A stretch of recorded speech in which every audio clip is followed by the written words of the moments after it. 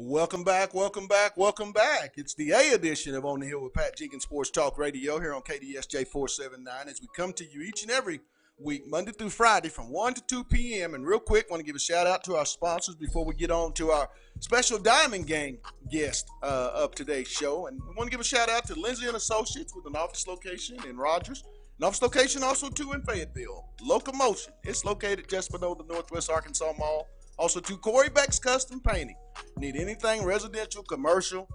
Contact Corey Beck's Custom Painting. He's sure to take care of you. And lastly, our newest sponsor, and this is my best sponsor, KDK's Chicken, located at 989 Razorback Road. And as they say, it's not your mama's best chicken in the South. But on to our featured guest, big time Diamond Gang prospect who Chad Morris and the staff hopes to.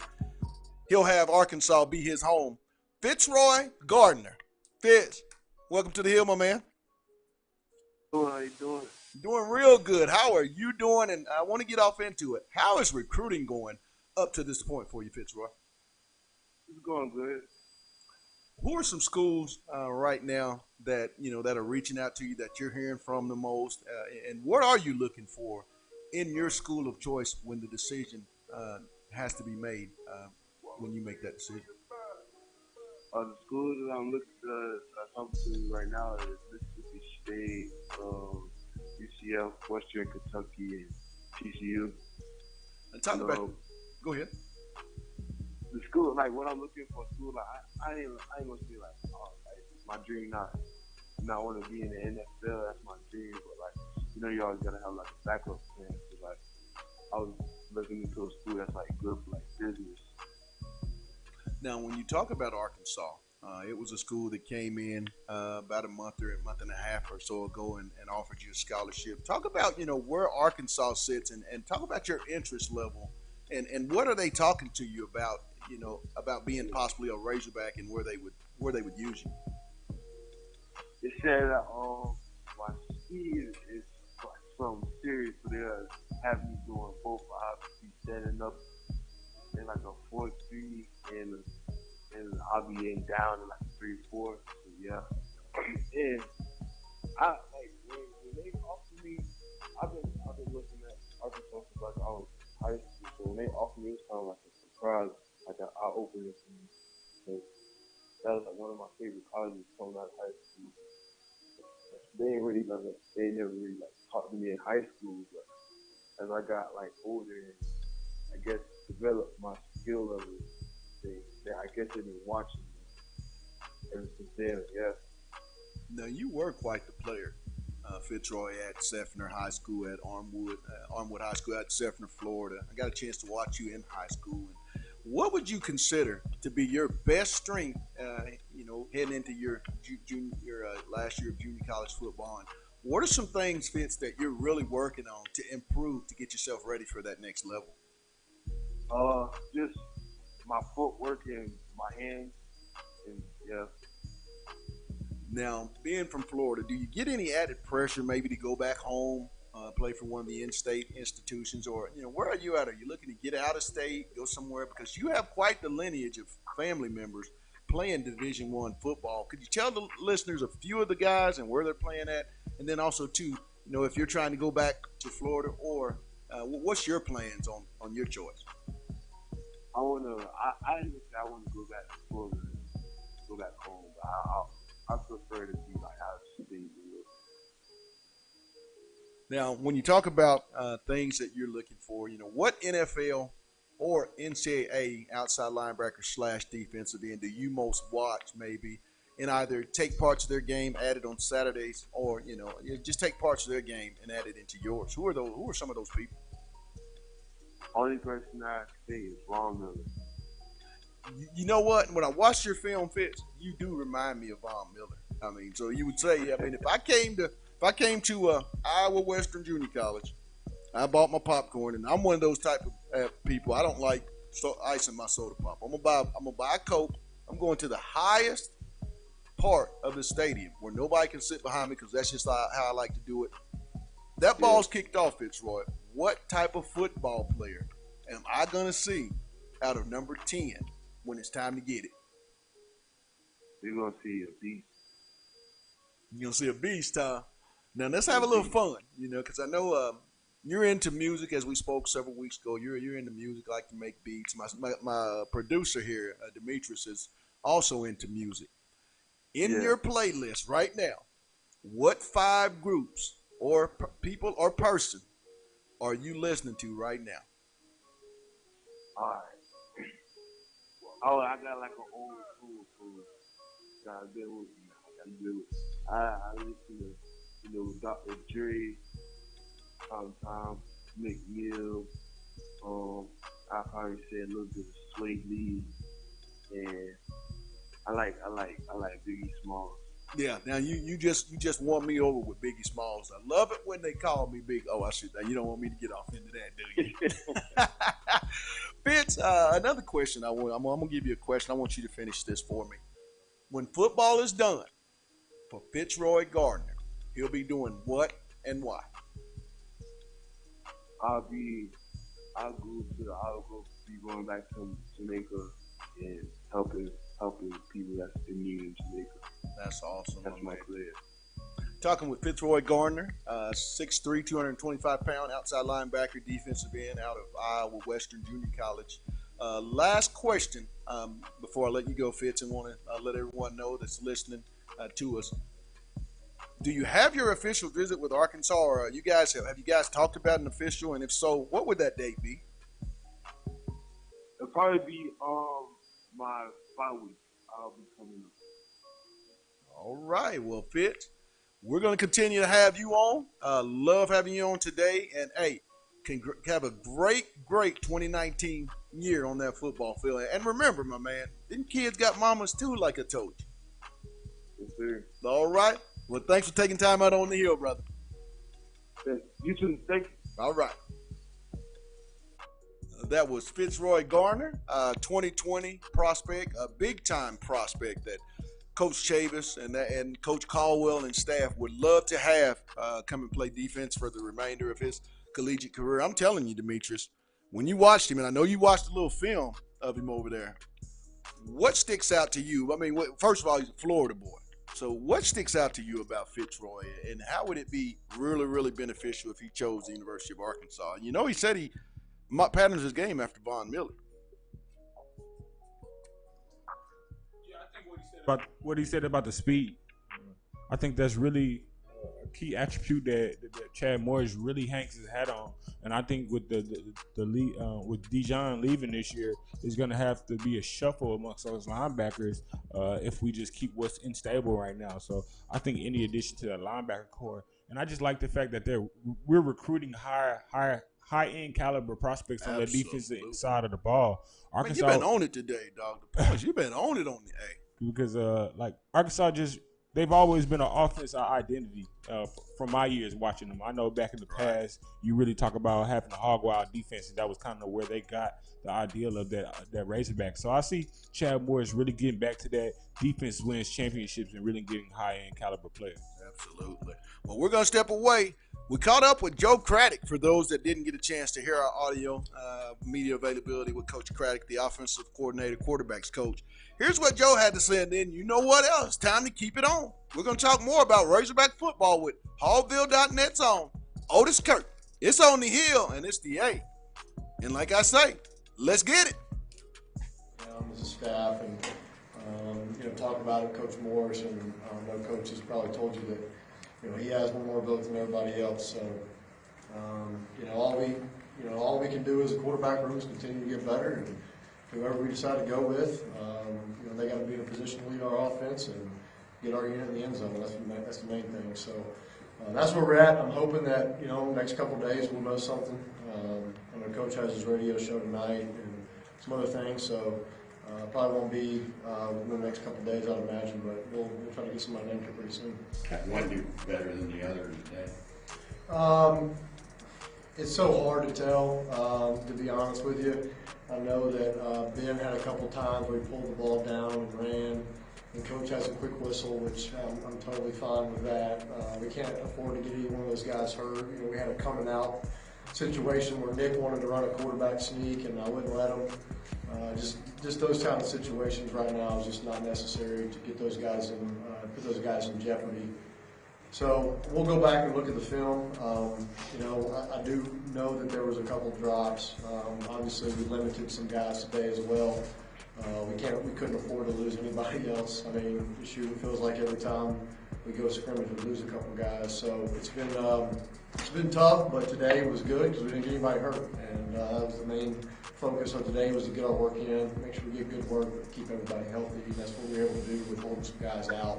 Welcome back, welcome back, welcome back. It's our Friday edition of On the Hill with Pat Jenkins Sports Talk Radio here on KDSJ. And we call this our A edition each and every Friday. And a guest that we always have on each and every Friday on the day, because it wouldn't be the A without him. Hallbill.net's on Otis Kirk. Otis, welcome back to OTH, my brother. Hey, as always, thanks for asking me to be on, Pat. Still yet, the $1 million question. We had a chance to have availability with head coach Chad Morris yesterday. Did not name a starting quarterback for yet another day to keep this madness going. We get hit up on social media. I'm pretty sure you do as well.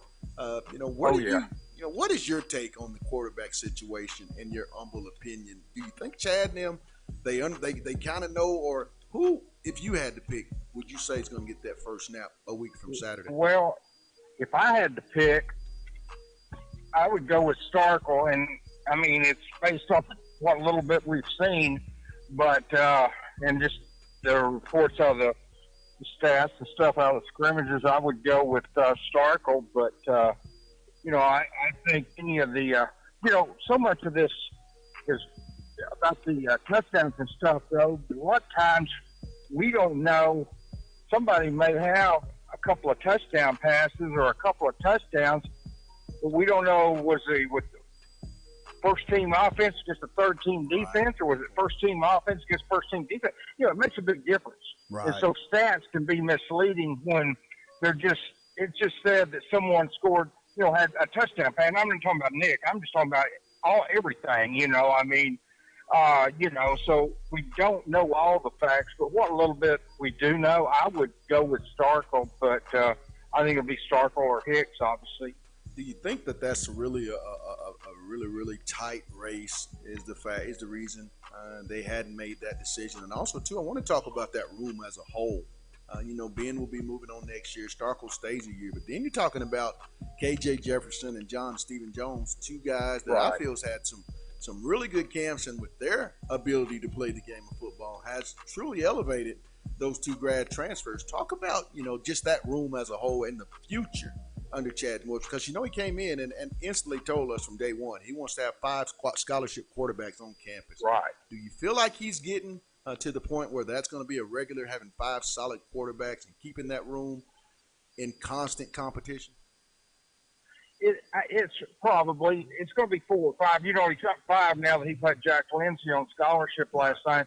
But, the thing about quarterback position, that's a position that can thin out pretty fast. And, a lot of times if they don't get to be the starter, they transfer. And so it's always kind of an uphill battle to keep the room at 5. I know that, and that's an ideal situation because you can get to where you're not. People wonder why KJ's not starting, but, he's a true freshman, right.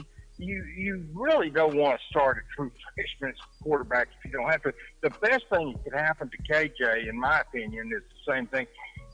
The same thing that happened to John Stephen and Connor Nolan last year is they played I think Connor played 4 games. I think John Stephen may have just played 3. But regardless, play 4 games for KJ in redshirt and learn the system, come back next spring. And then I think he'll, as you said, Hicks will be gone, but I think he'll be ready to challenge Starkle and John Stephen and everybody else after. But the best thing that happened to KJ, in my opinion, is play their 4 games redshirt and learn, be a sponge, soak up all the knowledge of that position you can get from the others, and then be ready when your chance comes in the spring, go out there and knock it out of the park. But, you basically say the same thing about John Stephen. I think the key at quarterback is not a lot different than some positions. The only thing is probably one's going to play. If it's a tight game, unless something's going bad, probably one's just going to play. And that's what separates it from other positions. But the main thing you've got to do, and this goes for Nick, Ben, and John Stephen this year, when you get your chance, you've got to make something happen. You got to take it and run with it. Because you don't know, because there's always somebody waiting to take your spot. And so regardless who gets named the starting quarterback, I remember Cole Kelly started the first game last year, struggled. Ty Story came in, led them to a pretty easy victory over there. Started the second game, he struggled. Cole Kelly came back in. That's one thing you really don't want, is to see that bouncing back and forth each week. And it's not so much indecision. I keep hearing of indecision on Chad Morris's part. I don't know that it was as much indecision on them as once again, no one took it and ran with it when they were given the starting job. And that's what I'm saying. You've got to take it and run. I mean, you've got to take it and make things happen and make it where the coach can't take you out, can't replace you. And no one did that last year. People rip Chad all they want to about that, but the truth is, I mean, he was trying to find the hot hand that day. And so the key quarterback, especially, maybe more so than any position, is when you get that chance, go in there and make it to where the coach, make it impossible for coach to take you out unless you got a comfortable lead and they're just substituting out. But make it where he can't replace you. That's what you got to do, and no one did that last year. The thing that we just mentioned, and I want it leads off into my next question. We spoke about 5 scholarship quarterbacks. That's depth, something Arkansas hadn't had. They didn't have the 5 scholarship quarterbacks prior to Chad coming here. I want to talk about that throughout the whole football team. The depth on this team. You lose a Cheyenne O'Grady for a couple of weeks. We're able to plug in Grayson Gunner, Chase Harrell, Hudson Henry. Those guys come in. Colton Jackson goes down. Well, Myron Cunningham goes over. They're starting to rotate Chibuzi and those guys. We're talking about injuries at the wide receiver spot with Coyle and went down for several weeks. Jordan Jones is going to be out a few weeks. Dion goes down. Trey's been sick. But they just keep going on, and it's been that way throughout the football team pretty much this year. Talk about the increased depth and how that's helped this football team be better prepared for this 2019 season. Yeah, well, it's a must in college football and basically it's a must in any league. I say college football, but depth is important in basketball, NFL. I mean, it doesn't matter. Depth is important, and he is creating that, and they're still not completely there, Pat, as far as where they want to be, but they're getting there. I mean, they came in way behind the 8 ball on the offensive line and to the defensive line to a certain extent, and then now they're trying to get the defensive backfield depth up. They're trying to get the linebackers up, and the interior defensive line, they're still working on that. So, that's the key, is just, or the entire defensive line. But that's the key, is just, they came in. I mean, I remember last year, the offensive line took a lot of heat. Oh. My goodness. I don't know anybody could blame Dustin Fry. I mean, the guy basically, I swear, it was almost maybe the point he had to throw darts because he didn't even know what he didn't have 10 players to practice with, much less depth to play a game with. I mean, he had people, they had a run on people getting hurt and having to give up football at that position on the offensive line. They people got hurt, missed games. Colton didn't play till the 3rd or 4th game of the season, I think it was. I think it was the 3rd. Started the 4th, but no, I mean, it was just throughout the year, but they just didn't have the numbers. And last year, and this year they losing Noah Gatlin right off the bat, but they've got a little bit more depth, and that's what he's creating, and he's going to get there. But it's not something you can. That's not something you can do overnight. We've got about 4.5 minutes left, and I have 2 questions that I really want to get to. First question would be the new scholars. The guys, the walk-ons that pretty much, in my words, come up through the mud. They earn their scholarship. 5 of them was awarded, that being Tyson Morris, Jack Lindsey, Jimmy Stoudemire, Brennan Young, and Blake Hearn. Out of those 5, were there any that you were surprised about, or is that pretty much the 5 you pretty much felt would be awarded scholarship? The one that surprised me, I thought Jordan Silver would get it over Jimmy Stoudemire, but I'm glad for Jimmy. He's a very good kid. Other than that, no. I mean, I thought Lindsey was a lock. I thought Kern was a lock. Tyson Morris obviously was a lock, and then Brendan Young.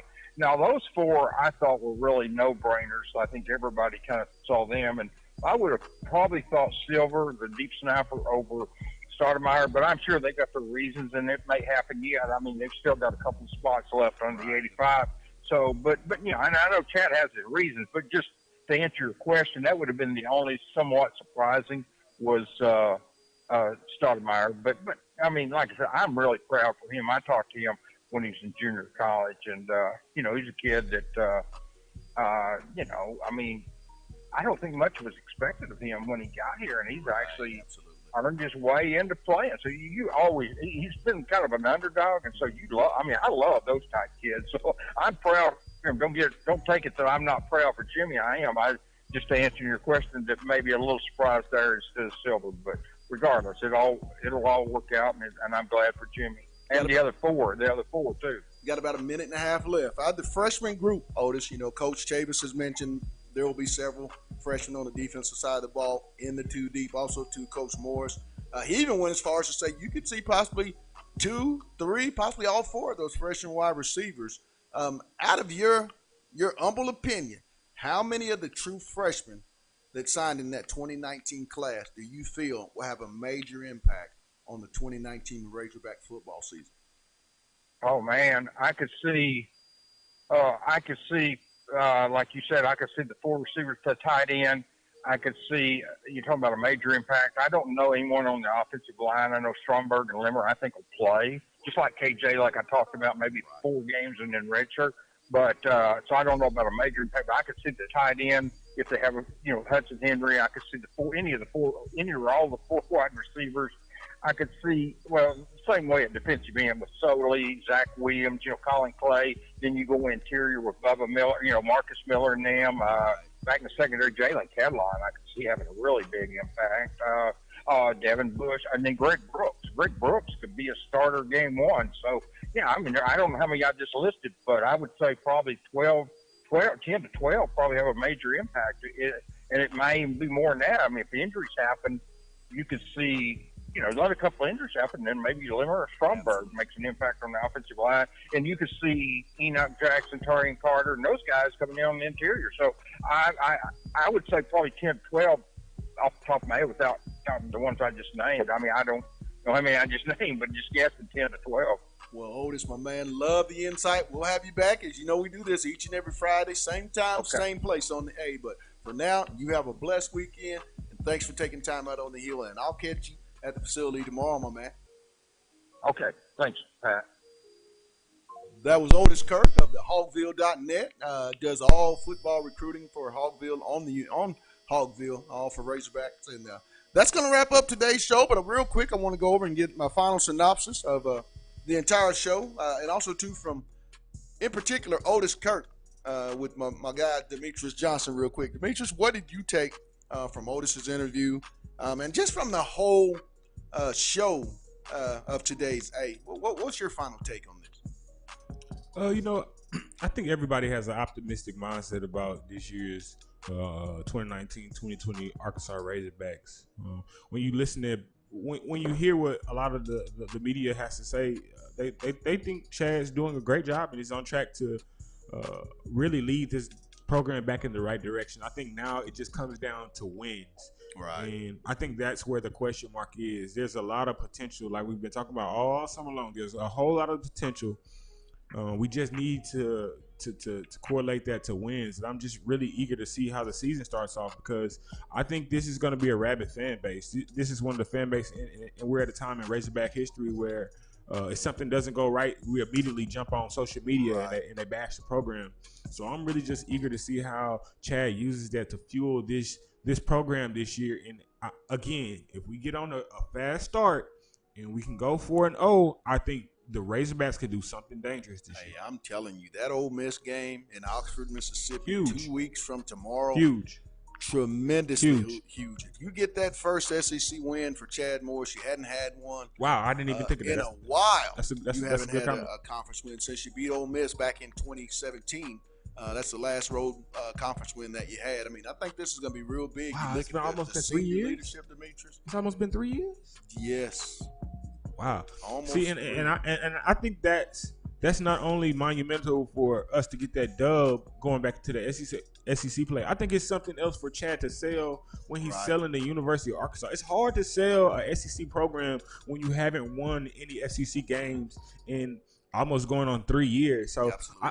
I think it can be a huge momentum booster and confidence booster for this team if we can get that W against Ole Miss. Hey, I'd say my last closing words: if the seniors can lead, and the upperclassmen can kind of stay in there and push those seniors and bring along those freshmen, this could be a very, very, very special year. I've got Arkansas winning no more than 7 games max. I think, and I've always said this from day one, they're going to beat a team this 2019 year in the SEC that they're not supposed to beat.